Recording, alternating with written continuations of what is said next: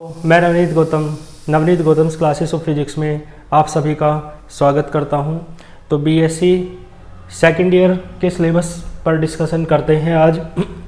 BSc second year और third semester, ठीक है। तो थर्ड सेमेस्टर में फिजिक्स के सिलेबस के बारे में आइए डिस्कस करते हैं। जैसे कि आप सभी जानते हैं, पेपर का नाम जो होता है उसके अंदर से दो पार्ट होते हैं आपके, पार्ट ए और पार्ट बी। तो सबसे पहले थ्योरी के पेपर का नाम देखिए। थ्योरी पेपर का नाम है इस बार electromagnetic theory and modern optics. Clear है? Electromagnetic theory and modern optics, यानी आपको याद है जो फर्स्ट सेमेस्टर में आपने पढ़ा फर्स्ट ईयर में, वो था mathematical physics and Newtonian mechanics. जो सेकंड सेमेस्टर में आपने पढ़ा वो था थर्मोडायनेमिक्स या thermal physics and semiconductor devices. अब इसके बाद जो थर्ड सेमेस्टर में आप पढ़ते हैं वो क्या पढ़ेंगे? Electromagnetic theory and modern optics, ठीक है। तो इसके दो पार्ट हो जाएंगे। पार्ट ए है आपका इलेक्ट्रोमैग्नेटिक थ्योरी, ठीक है, हाफ जो इसका पार्ट ए है, या बुक कोई प्रकाशन कंप्लीट एक ही बुक रखता हो तो उसका हाफ पार्ट क्या हो जाएगा? इलेक्ट्रोमैग्नेटिक थ्योरी, ठीक है। बाकी अधिकतर प्रकाशन पार्ट ए और पार्ट बी करके ही प्रकाशित करते हैं। तो पार्ट ए आपका इलेक्ट्रोमैग्नेटिक थ्योरी है, ठीक है। इलेक्ट्रोमैग्नेटिक थ्योरी को हिंदी में क्या कहेंगे? एक बार इसका हिंदी नाम भी सुन लीजिए।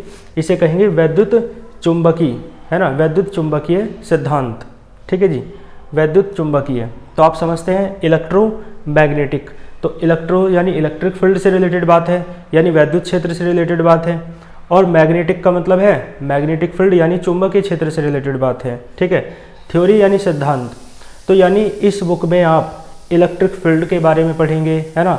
इलेक्ट्रिक फील्ड से रिलेटेड जो भी कॉन्सेप्ट्स होते हैं उन सबको आप पढ़ेंगे, है ना। और मैग्नेटिक फील्ड से रिलेटेड, मैग्नेट से रिलेटेड जो भी आपके कॉन्सेप्ट हैं वो सब आप इस बुक में पढ़ेंगे, ठीक है। तो आइए इसकी यूनिट बाय यूनिट डिस्कस कर लेते हैं। इसमें 4 यूनिट हैं। पहली यूनिट जो है आपकी उसका नाम है इलेक्ट्रोस्टैटिक्स, ठीक है जी। इलेक्ट्रोस्टैटिक्स आपके लिए नहीं है। क्यों? क्योंकि आप इलेक्ट्रोस्टैटिक्स के जो चैप्टर्स हैं 12th क्लास में पढ़ के आए हैं। एक जो शुरुआत के आपके 2 चैप्टर हैं एनसीईआरटी के, वो इलेक्ट्रोस्टैटिक्स के हैं, है ना। वहाँ पे आपने पढ़ा भी होगा कि इलेक्ट्रो का मीन्स होता है चार्ज, स्टैटिक्स का मीन्स होता है रेस्ट पोजीशन, है ना। यानी electrostatics is the branch of physics in which we study about the rest position of charge, जिसमें आप चार्ज की रेस्ट पोजीशन के बारे में स्टडी करते हैं। यानी भौतिकी की वह शाखा जिसके अंतर्गत आप स्थिर आवेश या आवेश की स्थिर अवस्था का या विराम अवस्था का अध्ययन किया जाता है, ठीक है जी। तो जब चार्ज रेस्ट में रहे, आवेश स्थिर रहे, तब पढ़ेंगे आप कौन सी ब्रांच? इलेक्ट्रोस्टैटिक्स, ठीक है जी। इसे आप हिंदी में कहते हैं वैद्युत स्थैतिकी। क्लियर है? तो इसका मतलब है इसमें आप क्या पढ़ते थे पहले 2 चैप्टर्स में? भाई इलेक्ट्रिक फील्ड क्या है ना, गॉस की प्रमेय क्या है ना। इलेक्ट्रिक फील्ड यानी वैद्युत क्षेत्र क्या है, गॉस की थ्योरम आपने पढ़ी थी, गॉस की प्रमेय। और आप पढ़ते थे इलेक्ट्रिक फील्ड इंटेंसिटी यानी वैद्युत क्षेत्र की तीव्रता, है ना। इलेक्ट्रिक पोटेंशियल पढ़ते थे यानी वैद्युत विभव। ये सब चीज़ें आप इसी में वही पढ़ेंगे, है ना। फिर आप पढ़ते थे इलेक्ट्रिक डाइपोल क्या होता है, यानी वैद्युत द्विध्रुव क्या होता है ना, इलेक्ट्रिक डाइपोल मोमेंट, वैद्युत द्विध्रुव आघूर्ण। तो ये सब चीज़ें जो 12th क्लास के फर्स्ट 2 चैप्टर्स में थी, है ना, वही आपको इलेक्ट्रोस्टैटिक्स में पढ़नी है, लेकिन थोड़े से विस्तार के साथ। और इसके बाद देखो सेकंड यूनिट है आपकी मैग्नेटोस्टैटिक्स, ठीक है जी, मैग्नेटोस्टैटिक्स। तो इसे आप स्थिर वैद्युतिकी कहते हैं, इसे आप स्थिर चुंबकीय कह सकते हैं हिंदी में, ठीक है जी। तो इसमें आप मैग्नेटिक फील्ड होता है, जैसे आप 12th में भी आप पढ़ के आए हैं मैग्नेट वाले चैप्टर। एक चैप्टर तो है आपका मैग्नेटिज्म एंड मैटर वाला, है ना, और एक है मूविंग चार्जेस एंड मैग्नेटिज्म, उससे पहले वाला। तो 2 चैप्टर वहाँ भी आपने मैग्नेट के पढ़े हैं। तो वही सब बातें हैं कि मैग्नेटिक फील्ड यानी चुंबकीय क्षेत्र क्या होता है, बायो सावर्ट लॉ पढ़ते हो, एम्पियर सर्किटल लॉ पढ़ते हो, है ना, एम्पियर का परिपथीय नियम। तो वही सब बातें हैं लेकिन थोड़े से विस्तार के साथ, ठीक है। और देखो नंबर 3 जो यूनिट है आपकी वो है टाइम वेरिंग इलेक्ट्रोमैग्नेटिक फील्ड्स, ठीक है जी। टाइम वेरिंग यानी समय के साथ साथ परिवर्तित हो रहा है, वेरी मानी परिवर्तित होना। कौन? Electromagnetic fields. यानी अब ऐसा फील्ड है जहाँ पर इलेक्ट्रिक फील्ड भी है और मैग्नेटिक फील्ड भी है, यानी ऐसा क्षेत्र जहाँ वैद्युत क्षेत्र भी है और चुंबकीय क्षेत्र भी है। तो वो समय के साथ साथ बदल रहा है ना, तो उसके बारे में आपको स्टडी करनी है, ठीक है जी। तो देखो इसे हिंदी में क्या कहेंगे, समय परिवर्ती, है ना, वैद्युत चुंबकीय क्षेत्र। क्लियर है। और 4th यूनिट जो है आपकी इलेक्ट्रोमैग्नेटिक वेव्स, ये भी आपके 12th क्लास से लिंक होगा, है ना।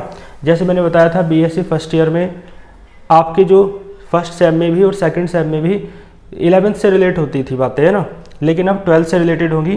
तो 12th में एक चैप्टर है एनसीईआरटी में फर्स्ट बुक में 8th चैप्टर, जिसका नाम है इलेक्ट्रोमैग्नेटिक वेव्स, वैद्युत चुंबकीय तरंगे, है ना, हिंदी में क्या कहेंगे, वैद्युत चुंबकीय तरंगे। तो आप उस चैप्टर, है ना, वही चैप्टर की बातें हैं लेकिन थोड़े विस्तार के साथ। तो फर्स्ट बुक या फर्स्ट बुक तो, है ना, आप बुक कह सकते हो या फर्स्ट पार्ट ए कह सकते हो, कुछ भी कह सकते हो, है ना। तो इलेक्ट्रोमैग्नेटिक थ्योरी का इंट्रोडक्शन आपको समझ में आया होगा, इसमें आपको क्या पढ़ना है, ठीक है। यानी इलेक्ट्रिसिटी के बारे इसी इलेक्ट्रोस्टैटिक्स, है ना, मैग्नेटोस्टैटिक्स, है ना, और इलेक्ट्रोमैग्नेटिक वेव्स, इलेक्ट्रो और मैग्नेटिक फील्ड साथ साथ, ये सब चीज़ें आपको पढ़नी है इस बुक में। समझिए ना किस टाइप की बुक है। और देखो पार्ट बी क्या है, पार्ट बी है आपकी फिजिकल ऑप्टिक्स एंड लेजर्स। ये भी आपकी रिलेट होगी 12th क्लास से और 10th से भी रिलेट होगी, है ना। फिजिकल ऑप्टिक्स, इसे कहेंगे ऑप्टिक्स कहते हैं प्रकाशिकी को, है ना, क्या कहेंगे, प्रकाशिकी। और लेजर, लेजर तो लेजर होती है, लेजर एक इंस्ट्रूमेंट होता है, ठीक है जी। तो इसे कहेंगे भौतिक प्रकाशिकी तथा लेजर। इसका हिंदी नाम क्या है, भौतिक प्रकाशिकी तथा लेजर। क्लियर है। तो इसमें प्रकाशिकी यानी ऑप्टिक्स, आप जानते हैं फिजिक्स की वो ब्रांच है जिसमें आप स्टडी करते हैं लाइट के इंसिडेंट्स के बारे में, है ना। यानी भौतिकी की वह शाखा जिसके अंतर्गत आप प्रकाश से संबंधित घटनाओं की, है ना, स्टडी करते हैं, घटनाओं का अध्ययन करते हैं, वो भौतिकी की शाखा आपकी प्रकाशिकी यानी ऑप्टिक्स कहलाती है। क्लियर है। तो फिजिकल ऑप्टिक्स में आप प्रकाश की घटनाओं की यानी लाइट इंसिडेंट्स की ही स्टडी करेंगे, ठीक है। जैसे कि आप देख सकते हैं आपकी इसमें भी 4 यूनिट है ना, लेकिन पूरा पेपर एक ही है तो 8 यूनिट मानी जाएंगी दोनों की। तो इसकी जो फर्स्ट यूनिट है यानी कि 5th यूनिट जो है ऑल ओवर बात करें तो उसका नाम है इंटरफेरेंस। इंटरफेरेंस 12th क्लास में आप पढ़ के आए हैं। इंटरफेरेंस यानी कि व्यतिकरण, ठीक है, इंटरफेरेंस यानी कि व्यतिकरण। तो प्रकाश का व्यतिकरण, इंटरफेरेंस ऑफ लाइट आप पढ़ के आए हैं। थोड़े विस्तार के साथ आप उस, है ना, इंटरफेरेंस को ही यहाँ पर पढ़ेंगे। इसके बाद देखो नेक्स्ट यूनिट है आपकी डिफ्रैक्शन, जिसे आप विवर्तन कहते हैं हिंदी में। तो विवर्तन, प्रकाश का विवर्तन क्या होता है ना, डिफ्रैक्शन क्या होता है, वो भी आप 12th क्लास में पढ़ के आए हैं। तो यहाँ भी थोड़े विस्तार के साथ आप इसे पढ़ेंगे। और नेक्स्ट यूनिट है पोलराइजेशन। तो पोलराइजेशन ध्रुवण होता है ना, प्रकाश का ध्रुवण। तो जब सिलेबस कम हुआ, 30% लेस हुआ, तो उसके अंतर्गत आपने पोलराइजेशन नहीं पढ़ा होगा, लेकिन आप पढ़ लेंगे, है ना। 12th में था वैसे जो 30% लेस हुआ उसमें तो नहीं था, लेकिन कंप्लीट सिलेबस में पोलराइजेशन यानी कि ध्रुवण होता है, लेकिन फिर भी आपको कोई दिक्कत नहीं आएगी, आप इसे पढ़ लेंगे, ठीक है। पोलराइजेशन यानी प्रकाश का ध्रुवण। और इसके बाद है आखिरी यूनिट है आपकी लास्ट यूनिट, लेजर्स। तो लेजर लाइट तो आप जानते हो ना, लेजर लाइट जो रेड कलर की आप बचपन में खेलते थे, लेजर लाइट, है ना, वही लेजर लाइट है। और लेजर लाइट बहुत तरीके की होती हैं। तो लेजर किस तरीके से वर्क करती है, है ना, एक तरीके से एक टॉर्च है, एक इंस्ट्रूमेंट है ना, लेजर जो बीम लाइट की प्रोड्यूस करती है ना। तो यानी प्रकाश से संबंधित ही बातें हैं। तो यानी ऑप्टिकल इंस्ट्रूमेंट है ये, प्रकाशिक यंत्र है लेजर। तो लेजर कौन कौन सी होती हैं, किस किस टाइप की होती हैं, कौन सी अच्छी है, कौन सी बुरी है, किसकी क्या विशेषताएं हैं, सब बातें आप इस लास्ट यूनिट में पढ़ेंगे, ठीक है। तो मैंने बताया आपको, है ना, एक तो आपको पढ़नी है इलेक्ट्रोमैग्नेटिक्स वाली बुक, है ना, जिसे आप इस बार नए नाम से पुकार रहे हैं, क्या कह रहे हैं, इलेक्ट्रोमैग्नेटिक थ्योरी। पहले इस बुक का नाम था इलेक्ट्रोमैग्नेटिक्स, जब ईयर वाइज, है ना, आपका बीएससी सेकेंड ईयर होती थी। और इसके बाद जो एक बुक थी आपकी वो थी फिजिकल ऑप्टिक्स एंड लेजर, उसका नाम तो बिल्कुल सेम है अभी भी। तो इसका मतलब है दो बुक आपको पढ़नी है, ऑप्टिक्स और इलेक्ट्रोमैग्नेटिक्स, ठीक है जी। तो इलेक्ट्रोमैग्नेटिक्स कह दो या इलेक्ट्रोमैग्नेटिक थ्योरी कह दो, एक ही बात है, ठीक है जी। और ऑप्टिक्स पढ़नी है आपको। तो जो मेन नाम है, जिन नामों से आप पुकारते हैं, है ना, वैसे तो बड़े बड़े नाम और इधर उधर की चीज़ें साथ में लिंक कर दी जाती है, लेकिन मेन नाम हम इसका क्या कह सकते हैं, इलेक्ट्रोमैग्नेटिक्स यानी वैद्युत चुंबकी, और इसका नाम आप कह सकते हैं ऑप्टिक्स। ठीक है, ऑप्टिक्स यानी प्रकाशिकी। तो आपके दो पार्ट हैं, part A electromagnetics, part B optics.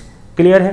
तो इन्हें आप अच्छे से पढ़ेंगे, आपके इसी चैनल पर, है ना, क्लासेस चलेंगी बीएससी थर्ड सेम की भी, है ना।